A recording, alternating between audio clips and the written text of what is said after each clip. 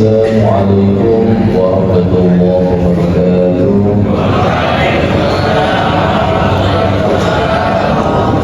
Alhamdulillah, wassalatu wassalamu ala rasulillah Sayyidina Muhammadin ibn Abdillah, la hawla wa la quwwata illa billah. Rabbi shrah li sadri wa yassir li amri wahlul 'uqdatam min lisani yafqahu qawli. Amma ba'du. Hadirin wal hadirat jamaah masjid al-jihad yang dimuliakan oleh Allah Subhanahu wa ta'ala. Alhamdulillah, dalam kesempatan ini kita masih diberikan oleh Allah kesempatan kesehatan sehingga kita bisa bersama-sama menunaikan sholat subuh berjamaah dalam keadaan sehat walafiat. Amin Allahumma.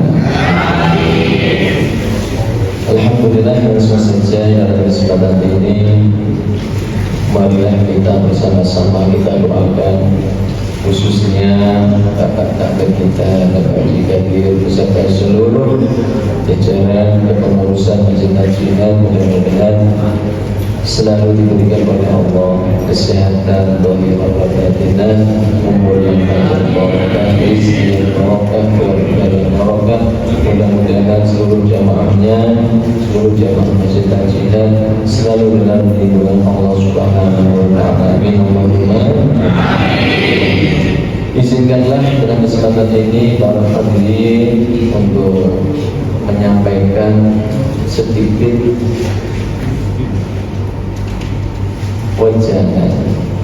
Wajangan ini kami dapatkan dalam sebuah kitab Ayyuhal Walad yang dikarang oleh Al-Imam Al-Ghazali. Jadi kitab ini merupakan kitab yang sangat tipis tapi sangat luar biasa keilmuan di dalamnya. Dalam kesempatan ini yang saya sampaikan adalah ada 8 prinsip daripada kehidupan Imam Hatim Al-Asham, buat dari 33 tahun belajar bersama gurunya. Jadi Imam Hatim Al-Asham ini adalah jamaah. Beliau ini pernah nyantri, pernah mondok. Itu bukan 10 tahun atau 15 tahun, tapi 33 tahun. Ketika beliau ditanya oleh gurunya, wahai Hatim Al-Asham, kamu ini sudah lama sekali ngaji denganku. Jadi gurunya ini namanya Syekh Syafiq. Beliau ditanya, wahai Hatim, kamu ini kan ngaji bersamaku sampai 33 tahun, apa yang kamu dapat ketika kamu ngaji?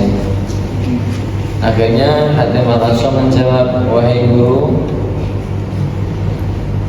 aku ini mengaji dengan panjenengan 33 tahun hanya mendapatkan 8 ilmu. Hanya mendapatkan 8 ilmu yang saya pahami, wahai guru. Terheran-heran saat itu gurunya, masa ngaji berang-berang puluh tahun, 33 tahun hanya mendapatkan 8 ilmu saja. Rasa penasaran yang sangat tinggi dari guru Imam Hatim Al-Asham. Akhirnya gurunya menanyakan, coba kamu uraikan ada 8 ilmu apa saja. Yang pertama, Hatim Al-Asham ini menjelaskan dalam sebuah redaksi yang sangat banyak sebenarnya di sini, karena waktu yang diberikan sangat banyak, terbatas, maka saya ambil kesimpulan saja. Untuk Indonesia saja yang saya pakai di sini. Beliau menyaksikan, wahai guru, aku menyaksikan manusia di seluruh dunia. Mereka mengatakan, aku cinta kepadamu, aku pokoknya selalu mendukung, akan selalu sayang kepadamu.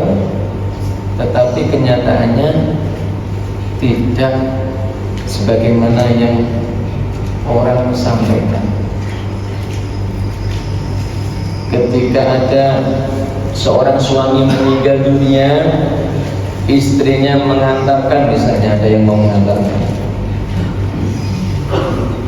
teman-temannya mengantarkan di kuburan, saudara-saudaranya mengantarkan, seluruh teman-temannya ikut partisipasi, ikut menguburkan jenazahnya. Tetapi setelah dikuburkan, apa yang terjadi? Istrinya, keluarganya, anak-anaknya, semuanya kembali ke rumah dan meninggalkan dirinya seorang diri di dalam kubur. Ini juga. Makanya kalau di antara panjenengan ada yang pokoknya kayak mendukung 100%, siapa terjeng panjenengan apapun itu pada hakikatnya hanya berhenti mentok notok itu ketika di kuburan. Selebihnya panjenengan akan ditinggal sendirian, istrinya, anak-anaknya, teman-temannya, keluarganya akan meninggalkan dirinya di dalam kubur sendiri. Akhirnya apa? Beliau menyimpulkan ternyata amal yang akan selalu mendampingi, menyertai kita di saat hidup maupun di saat meninggal, bisa di dunia atau di saat kita berada di alam kubur, ternyata amal soleh. Makanya jangan sampai kita ini para jamaah tidak melakukan amal soleh. Di antaranya seperti panjenengan saat ini, masya Allah, di saat orang masih sibuk dengan urusan dunianya, bekerja, masih ada yang tidur mungkin, tapi panjenengan masya Allah hadir ya, meskipun sengaja ngantuk, tapi dipaksa, masya Allah, luar biasa panjenengan. Ini orang-orang pilihan. Kalau tidak pilihan berarti orang sortiran, artinya tidak dipilih oleh Allah. Orang yang dipilih oleh Allah itu selalu dalam ketaatan kepada Allah Subhanahu wa ta'ala. Salah satu contoh amal soleh seperti saat ini kita hadir sholat subuh berjamaah, dilanjut dengan mengaji bersama, duduk di majelis, masya Allah, luar biasa sih. Nah, amal soleh seperti inilah yang nantinya para jamaah akan menyertai kita, akan menerangi kubur kita, sehingga kita tidak sendirian. Kita ada temannya di dalam kubur. Di saat anak-anak meninggalkan kita, saudara-saudara meninggalkan kita sendirian, teman bisnis, teman kerja yang saat itu berpuluh-puluh tahun menjadi partner kerjanya, saat itu pula panjenengan akan ditinggalkan sendirian. Hanya amal soleh lah yang setia menemani dengan semua. Oleh karenanya mari kita perbanyak amal soleh. Amal soleh itu apa?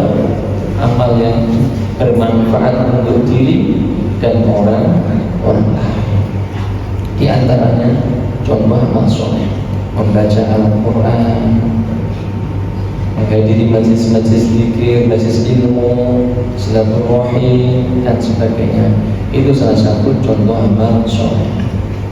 Salah satu di antaranya panjenengan yang berpartisipasi pembuatan kanopi masjid itu, masya Allah, itu salah satu amal soleh yang nantinya akan menyertai panjenengan ketika berada di alam kubur. Ini yang pertama. Kemudian yang kedua, wahai guru, aku menyaksikan banyak manusia itu hanya mengikuti hawa nafsunya, hanya mengikuti hawa nafsunya. Banyak orang sok pinter, banyak orang sok tahu, banyak orang sok mampu, banyak orang sok kaya, banyak sekali. Padahal nafsu-nafsu yang dia lampiaskan itu adalah nafsu yang mengajak dirinya kepada neraka. Bahwasanya orang-orang yang menjaga, tidak mengikuti hawa nafsunya, keinginan-keinginan sesaat itu, balasannya adalah fa'innal jannata hiyal ma'wa. Jadi keinginan-keinginan yang sifatnya itu membawa dampak keburukan, membawa dampak-dampak yang tidak bagus, itu termasuk nafsu-nafsu yang mengajak ke jalan neraka. Pokoknya keinginan-keinginan yang sifatnya negatif, merugikan orang lain. Kemudian yang namanya nafsu itu, meskipun beberapa ulama membagi beberapa, ada nafsu mutmainnah, ada nafsu sayyi'ah dan lain sebagainya. Yang saya garis bawahi di sini adalah nafsu yang mengajak pada kejahatan. Inilah yang nantinya orang-orang yang akan celaka ketika orang itu mengikuti nafsunya. Contohnya seperti ini. Banyak sekali pendidikan-pendidikan sekarang ini, beberapa tempat seperti kemarin saya pas sekolah kosyah, ada di Blitar, ada di Jombang, ada di Lamongan. Yang lain teman-teman di luar pulau itu, ternyata saat ini ketika anak-anaknya dibimbing agar tujuannya itu bagus, rata-rata kebanyakan setelah ada aturan-aturan yang tidak sejalan dengan ajaran Nabi Muhammad SAW, itu ternyata para guru-guru itu ternyata nggak bisa maksimal dalam membimbingnya, nggak bisa memaksimal. Contohnya sekarang ini kan anak-anaknya kan dari wong Jawa kebun nyusu budel. Idealnya seorang bapak atau ibu itu mempunyai prinsip, anak ini nanti saya akan kemana, itu sebenarnya punya tujuan. Sebenarnya sudah ada tujuan ke depan, itu sudah ada. Tapi kebanyakan mengikuti anak-anaknya. Contohnya ketika anak-anak itu ditegur, bahkan istilahnya itu dimarahi, itu banyak orang tua yang nggak terima itu. Banyak orang tua nggak terima itu. Sampai-sampai seperti di berita itu, naudzubillah, anak yang baru 13 tahun ramping itu membunuh ustadzahnya itu. Jadi ada santri yang membunuh gurunya gara-gara pernah ditegur dan dikasih sanksi 1 tahun yang lalu katanya. Apa yang terjadi? Suatu ketika ustadzahnya ini tertidur karena lupa tidak mengunci jendela, itu ternyata dibunuh, ditikam dengan pisau sehingga meninggal, tidak terselamatkan nyawanya. Itu coba kalau seandainya para orang tua itu bisa mengikuti petunjuknya Nabi, bitakdibihi wa ta'limihi misalnya. Jadi dididik ada, misalnya anak itu ketika sekolah di formal atau informal, misalnya dimarahi, semestinya orang tua itu jangan langsung menangkap, langsung mengikuti anak terus meledak-meledak kemarahan. Semestinya harus ditanya, harus di cross check terlebih dahulu semestinya di situ. Jangan sampai yang pada akhirnya seakan-akan guru itu adalah mengajarkan keburukan. Padahal guru itu sebenarnya mengajarkan agar anak itu bisa tumbuh berkembang dengan baik. Ada kalanya dikasih dosis kecil itu nggak mempan, ditambah dosisnya, terkadang dibentak, naik lagi, terkadang dipegang telinganya. Ya seperti itu terkadang orang kan nggak terima. Sehingga yang nafsu-nafsu yang seperti inilah yang berbahaya sekali.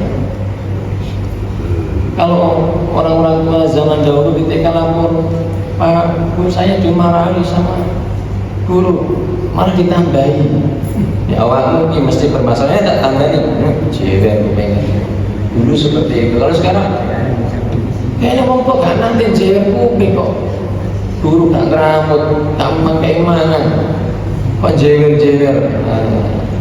Bentak-bentak ini kan nanti bentak. Ayo, tak paranan ini. Laporkan polisi. Ya, itu yang terjadi seperti itu. Inilah kondisi-kondisi yang saat ini terjadi Bapak Ibu.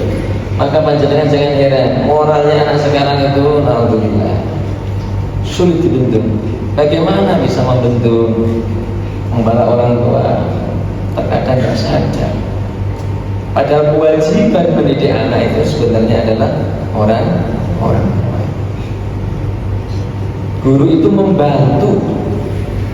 Sehingga dalam hadis itu kita dibihi wa ta'limi, harus dididik adab terlebih dahulu. Kalau adabnya ini sudah terdidik, insya Allah akan terjaga. Sudah adabnya bagus, sejalan, baru apa? Baru dididiklah dengan ilmu-ilmu agama, ilmu seperti baca Al-Quran, ilmu fikih, ilmu hadis, ilmu tafsir, ada hormat dan sebagainya. Itu adalah perangkat-perangkat pendukungnya. Jadi yang kedua ini adalah banyak sekali manusia itu yang mengikuti hawa nafsunya.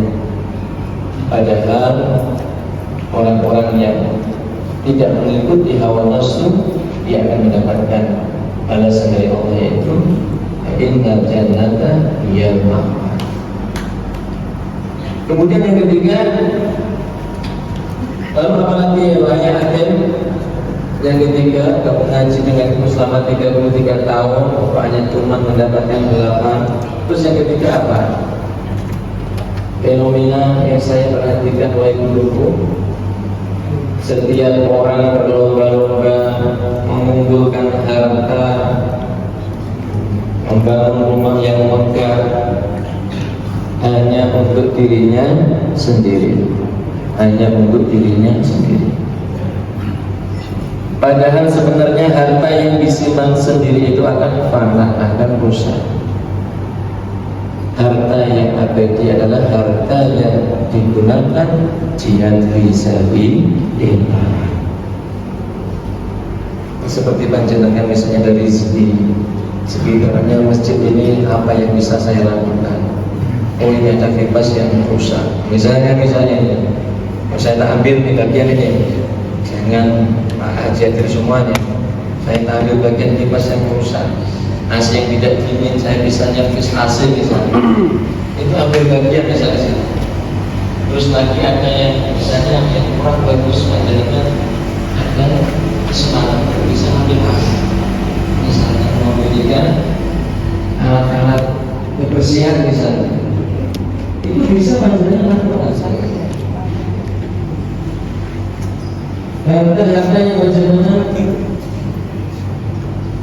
sumbangkan untuk jihad fisabilillah ini yang nantinya akan kekal, yang akan selama-lamanya ada di akhirat. Tapi kalau harta yang kita simpan, kita tumpuk untuk diri kita sendiri, kita meninggal dunia, kalau keluarga tidak ada yang amanah, akan menjadikan perebutan.